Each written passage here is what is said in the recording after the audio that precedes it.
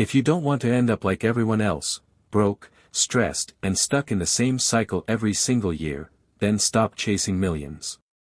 Focus on this instead, your first $10,000. Because that first 10K is the hardest money you'll ever make. When I started, I had nothing. No money, no connections, no real skills. Just a strong desire to change my situation. Instead of trying to get rich overnight, I set one simple goal: make my first $10,000. And once I did, everything changed. Not just financially, but mentally. Because I realized something most people never understand: making money is a skill, not luck. And once you learn that skill once, you can repeat it again and again. So if I had to start from zero today, this is exactly what I would do. First, I would stop overcomplicating things. Most people fail because they jump into things they don't understand. Crypto, trading, random side hustles they saw on social media, all without a clear system. These things can make money, but they are not ideal when you're starting from zero. What you need instead is something simple.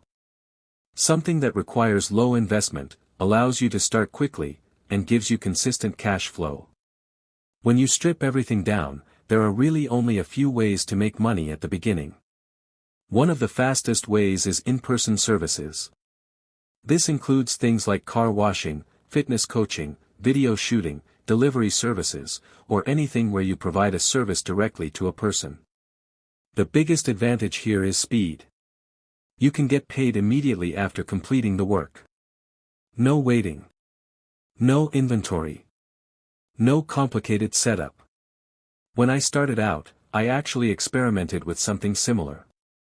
I would go into neighborhoods, look for people who clearly cared about their homes, and offer simple services.